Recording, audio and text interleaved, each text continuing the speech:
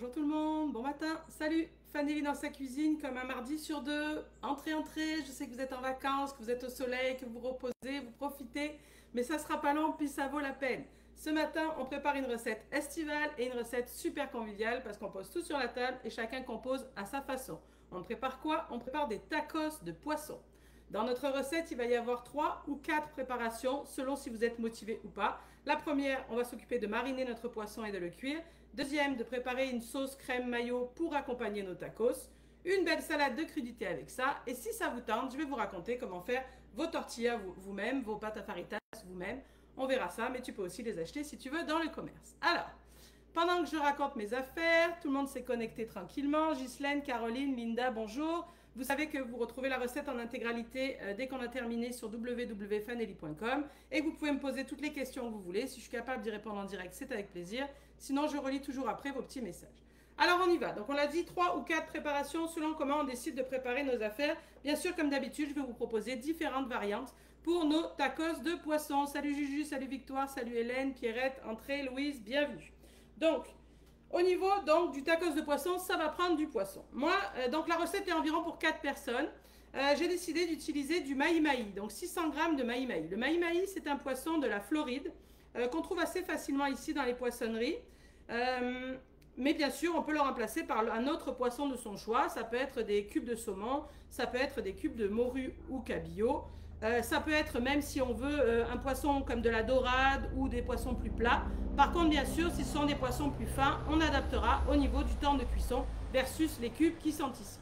On pourrait aussi remplacer par des crevettes pour rester dans la thématique maritime et tacos de poisson.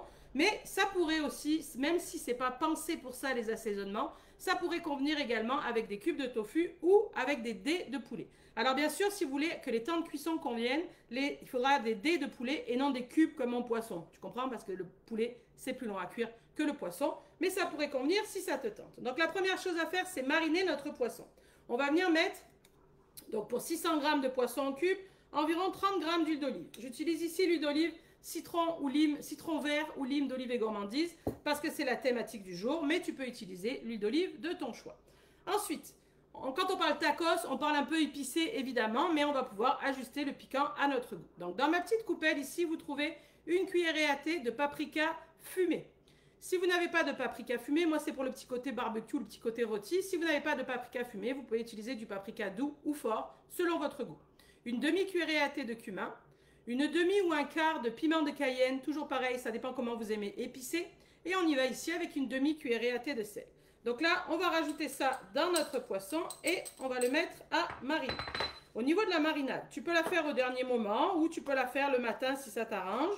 Ce qui est important si tu utilises du poisson ou des crevettes décongelées, c'est de bien les laisser décongeler avant et de bien les égoutter, voire les sécher avant de mettre la marinade. Parce que si c'est encore congelé, ça va rendre de l'eau, puis ça fait de l'eau dans la marinade. Ça rend la marinade moins efficace, puis ça fait du mouille-mouille. On n'est pas fan du mouille-mouille. Ça va Nora? Ça va Ghislaine? Ghislaine demande avec des moules, je suppose que ça serait vraiment différent. Ça pourrait être intéressant avec des moules ou un mélange de fruits de mer, mais c'est vrai que ça serait différent et attention au temps de cuisson parce que ça serait encore plus rapide qu'avec du poisson. Donc là, on a notre poisson qui est mariné comme ceci. Au niveau de la cuisson de notre poisson, il y a plusieurs méthodes pour cuire ton poisson. Tu peux le cuire éventuellement à la vapeur. Ça veut dire que tu vas mettre 300 g d'eau dans le bol, tu vas mettre ton varoma sur le dessus, ton poisson mariné sur le plateau et tu vas mettre 13 minutes, varoma vitesse 1. Tu peux aussi le faire au air fryer si tu veux. 8 minutes à ton air fryer, mi-cuisson, tu secoues un peu tes affaires pour que ça retourne, c'est prêt. Ou tu peux y aller aussi au four à 425, 450 ou 210, 230 en Celsius pour environ 8 minutes, 8-10 minutes. Dans ton four, en remuant à mi-cuisson, ça va faire, ou bien entendu à la poêle, ou bien entendu au barbecue. Moi, j'ai déjà cuit mon poisson pour gagner du temps. Je vous montre tout de suite de quoi ça a l'air. J'ai décidé, pour vous proposer la variable, de faire et poisson et crevettes. Donc là, vous voyez, ça c'est le poisson qu'on a mariné pour nos tacos, le avant et le après. Moi, j'ai cuit ça 8 minutes au air fryer rapido. Mes crevettes et mes morceaux de mahi-mahi. Dans la recette de tacos de poisson, tu peux servir ton poisson froid ou chaud, comme tu le souhaites, ou tiède, mais ça peut être préparé d'avance. Et moi, je vais le manger ce soir, puis ça va être froid. Par contre, je le sortirai un peu à l'avance du frigo pour pas que ce soit glacé. Bon, là, on a notre poisson. Pour l'instant, il va attendre par ici. Est-ce que ça va jusqu'ici? C'est vraiment pas compliqué. Surtout, comme je te dis, tu peux préparer d'avance. Donc, c'est cool pour en été de préparer à la fraîche le matin. Et le soir, tout est prêt. Maintenant, on va préparer la sauce qui va aller avec nos tacos. Donc, on peut avoir différentes sauces séparément. Mais nous, ce qu'on va faire, c'est une sauce complète où on va retrouver la crème sûre, on va retrouver la mayo, on va retrouver le piquant. Tout dans notre sauce directe pour que ce soit plus simple. Donc, pour la sauce, on va mettre à l'intérieur du bol 1 ou 2 gousses d'ail. On va mettre quelques branches de coriandre. Si tu n'es pas coriandre, tu peux... Ben, c'est sûr que normalement, ça marche avec la coriandre. Mais si tu n'es pas... Désolée. Si tu n'es pas coriandre, tu peux remplacer par du basilic, par exemple. Ça sera une autre direction, mais ça pourrait être intéressant. Persil aussi, mais idéalement, ça serait mieux que ce soit un peu parfumé. Ça pourrait être un mélange aussi basilic et aneth qui pourrait être intéressant. Pas du tout la thématique mexicaine, mais pourquoi pas. Donc là, j'ai ma gousse d'ail et j'ai mes... feuilles de coriandre fraîche à l'intérieur du bol. On va s'en aller hacher ça 5 secondes vitesse 5 avant de rajouter le restant des ingrédients. Vous entendez, la branche était coincée avec la gousse, mais là c'est bon, tout le monde est dégagé. Ce qu'on va faire, c'est qu'on va faire redescendre dans le fond du bol avant de rajouter les autres ingrédients de notre sauce pour nos tacos. Donc là, tout est bien haché. Ah, ça sent super bon. On fait redescendre, on sort son bol, on prend la partie plate de sa spatule, on tient la spatule près de la garde et on fait redescendre tout le monde au fond du bol pour être sûr qu'il soit incorporé à l'intérieur. Salut Sylvie, salut Denise qui nous rejoignent, bonjour Valérie. Une fois qu'on a fait notre ail et notre coriandre haché, on va rajouter les épices. Dans le fond de mon assiette, vous apercevez ici, on va reprendre les mêmes épices que pour la marinade du poisson, mais en plus faible quantité. Donc là, on a une demi, au lieu de une tantôt, une demi de paprika fumé ou doux ou fort en fonction de ce que vous avez. Un quart de cuillère à thé de cumin. Quand on parle thé, c'est à café hein, en Europe. Une pincée de piment de Cayenne et un petit peu de sel qu'on va rajouter ici, donc dans la sauce pour aller avec nos tacos. Ensuite, on a ici 2 bols. Un premier comme ceci, dans lequel il va y avoir de la mayonnaise. Donc la mayonnaise du commerce ou faite maison, mais pour la quantité, je trouve que ce n'est pas la peine de la faire. Ici, c'est de la allégée, mais tu peux prendre celle que tu veux. Donc on a 100 g de mayonnaise qu'on va venir ajouter dans notre sauce comme ceci. Ensuite, ici, on a 200 g, soit de crème sûre qu'on a ici au Québec, soit de crème fraîche épaisse en Europe, la matière grasse de ton choix, soit du yogourt grec éventuellement. Tu peux y aller avec fromage blanc, mais moi je trouve que ça va être un peu trop liquide, il faut que ça se tienne un peu mieux. Ce que vous voyez de rouge par-dessus, c'est 2 cuillerées à thé de sriracha. La sriracha, c'est la sauce piquante qu'on va retrouver de cette façon-là. Si tu n'en as pas, tu peux remplacer par des gouttes de tabasco. Donc là, au lieu des 2 cuillerées à thé de sriracha, tu pourrais y aller pour facilement une quinzaine de gouttes de tabasco. Bien sûr que tu peux ajuster à ton goût, mais je t'invite à en mettre quand même parce que c'est important d'avoir le petit kick qui relève tout ça. Donc là, on a l'ail, on a la coriandre, on a nos épices, on rajoute la mayonnaise, le yogourt grec, la sriracha qui va avec ça. Puis on va appuyer sur la balance et on va rajouter 20 g de jus de lime ou de citron vert. C'est la même chose, mais au Québec on dit lime et en France citron vert. Donc 20 g. Vous remarquez qu'on retrouve les mêmes parfums un peu dans tout. Hein? Le paprika, chaque préparation, on va retrouver les mêmes choses, mais dans des quantités différentes. Donc là, on n'a pas besoin de hacher, puisqu'on a déjà haché notre ail. On va simplement venir mélanger quelques secondes en vitesse 5. Et notre sauce sera prête. Donc une sauce super fraîche, c'est pour aller avec tout ça. Pour l'instant, est-ce que ça vous tente cette recette-là? Super facile. Puis on va voir qu'on va la proposer en mode tacos, ça veut dire avec les tortillas souples. Mais tu sais, c'est comme une salade, hein. Tu peux tout mettre aussi dans un bol et te régaler avec une belle salade comme ça si tu préfères. Et rajouter, pourquoi pas, des chips de tortilla dans ce temps-là, là, craquelant sur le dessus au dernier moment. Donc là, on a notre belle sauce qu'on fait redescendre dans le fond et qu'on va réserver dans un bol pour le service. Pareil, ça tu peux le faire le matin sans aucun problème à la fraîche. Voire la veille d'ailleurs, même pour le poisson, hein, si tu peux le mariner la veille, il n'y a pas de souci, bien au frigo, ça craint rien. Alors, on récupère toute notre sauce correctement. S'il en reste un peu dans le bol, c'est pas grave, parce que ma prochaine étape, ça va être de préparer la salade de crudité qui va aller dans nos tacos. Donc tant qu'à faire, c'est pas grave, c'est pas perdu. Anne, ça l'attend, Chantal aussi, Françoise aussi. Super, regardez la belle sauce qu'on a là.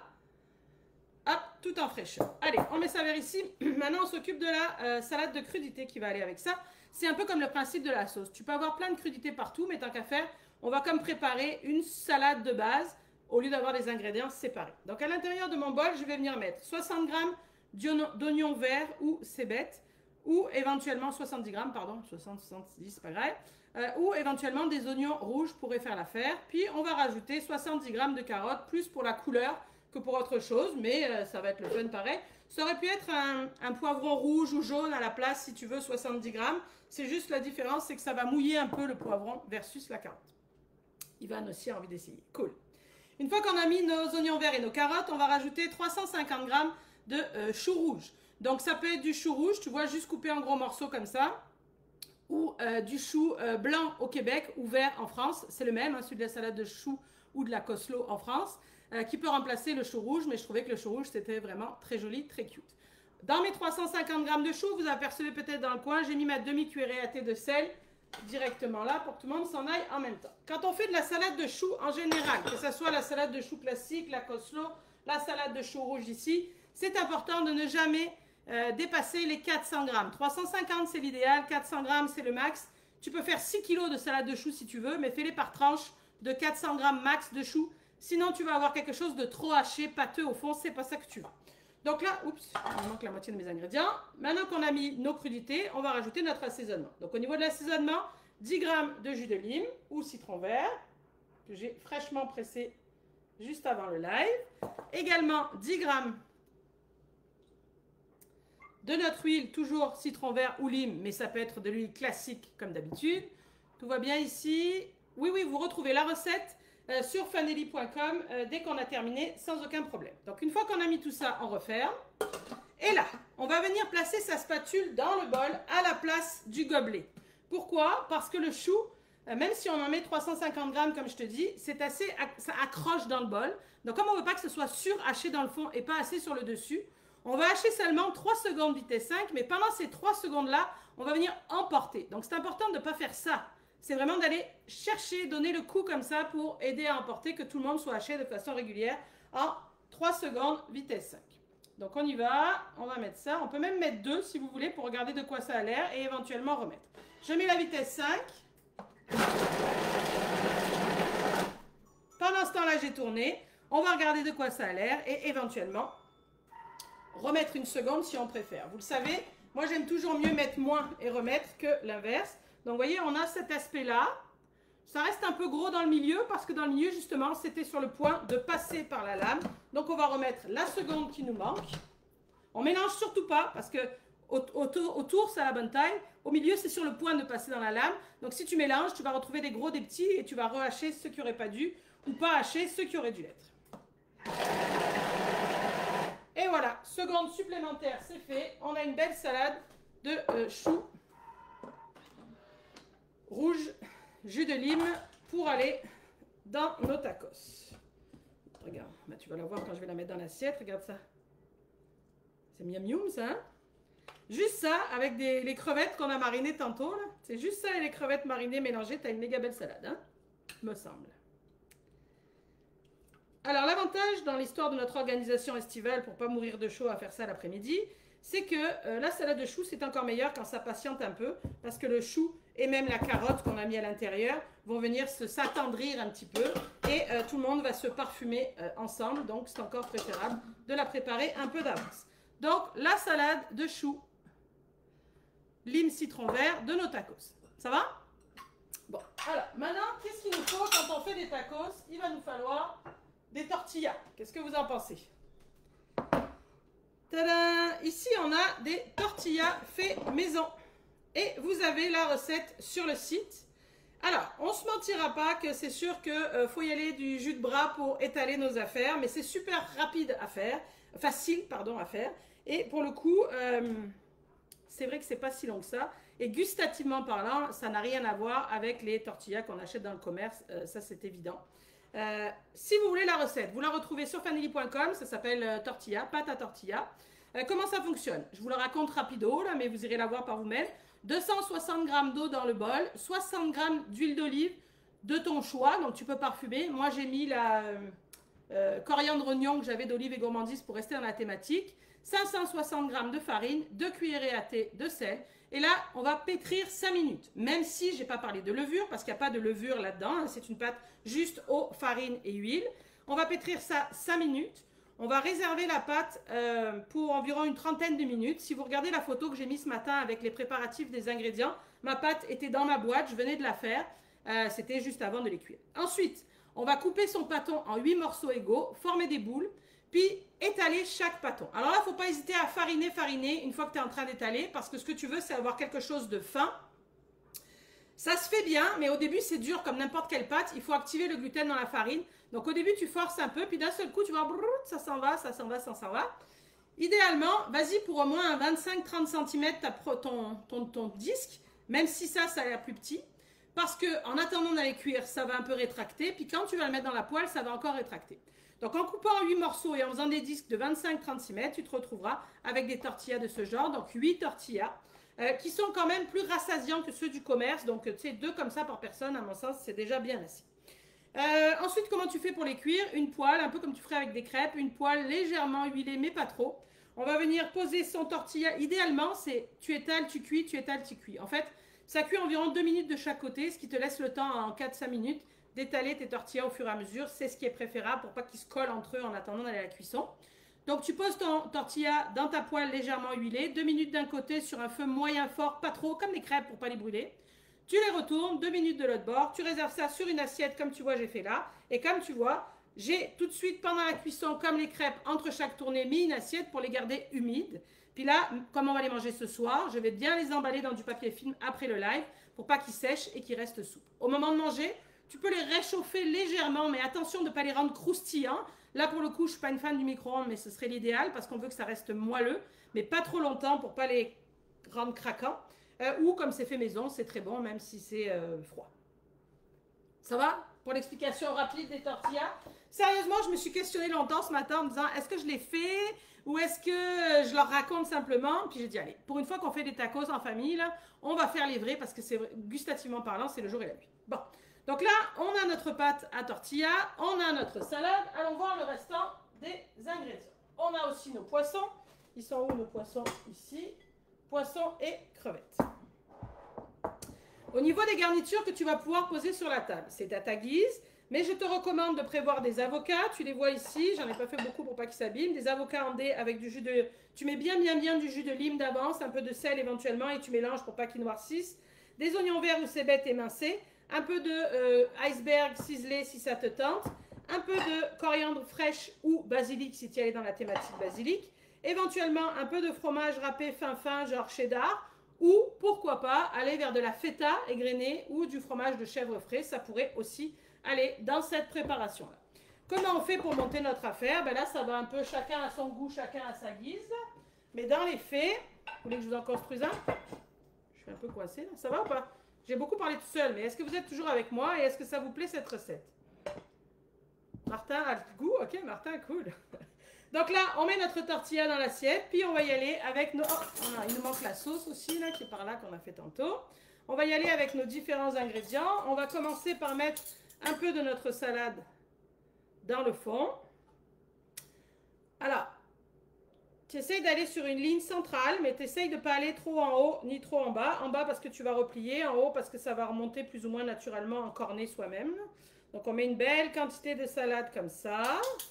Ensuite, on va venir mettre un peu de notre sauce. Miam miam, hein? Un peu de salade, pourquoi pas? Comme ça. Quelques avocats. Tiens. Le poisson. Allez, on fait un poisson crevette. Tiens, poisson crevette. Il y a des dîners plus fun que l'autre. Hein. Il y a des repas du midi plus fun que l'autre. On dit dîner au Québec alors qu'on dit déjeuner en France, mais c'est ça. Donc là, on a mis le poisson. Qu'est-ce qui me manque? Un peu de coriandre. Ou pas, si tu n'aimes pas ça, parce qu'il y en a déjà. Mon marin n'a pas les poissons, ce sera crevette. Parfait. Puis je vous ai dit, éventuellement, ça peut être fait avec du poulet ou du tofu. Mais il faut faire attention au niveau de la découpe. Donc là, c'est sûr que pour le visuel, c'est vraiment plus joli comme ça. Regarde. Au niveau du... Pour le manger, comment tu fais? Tu rabats le bas comme ceci. Tu rabats ton côté en pliant ici. Tu rabats ton autre côté comme ceci. Tu refermes ton tortilla, puis en avant, c'est parti mon kiki. Lise dit bien garni, ben oui, tant qu'à faire, parce que tu sais, la pâte, on l'a fait maison, là, donc on va faire en sorte que. Donc ça ressemble à ça, notre tacos de poisson estival. On met de la lime aussi sur la table pour ceux qui aimeraient s'en rajouter. Puis après, ben, ça, c'est les bases. Mais si tu veux aussi rajouter des concombres, des affaires, ça ne va pas avec ça normalement, mais why not? Puis encore une fois, imagine, tout est prêt, tu n'as plus qu'à passer à table. Tu fais ça le matin quand il fait pas chaud. Puis bon appétit, merci. Voilà, c'était ça le tacos de poisson et le live d'aujourd'hui. J'espère que ça vous tente. J'ai bien hâte de voir vos photos ou d'avoir vos commentaires. Ça me fait toujours plaisir de voir si ça vous a plu. Qu'est-ce que j'ai à vous dire? On commence à rentrer dans la période estivale. Vous allez avoir encore des lives, mais quelques rediffusions également ici sur cette page-là. Vous avez vu qu'on a sorti le carnet de recettes numéro 5, cuisine italienne. Il en reste vraiment, je pense, 5 seulement là en stock, en version imprimée collector. Donc si ça tente, c'est le moment ou jamais. Sinon, tu sais que dans la boutique reste indéfiniment la version électronique aussi qui est à télécharger. Donc ça veut dire que tu peux retrouver aussi les 4 autres exemplaires de carnet recettes, pain, boulangerie, viennoiserie, cuisine asiatique. On a aussi les passions apéro avec tous les apéros et les bouchées.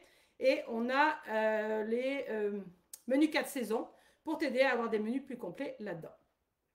Voilà, merci d'avoir été là. Passez un bel été et puis je vous souhaite un joli mardi. Merci à tous, salut!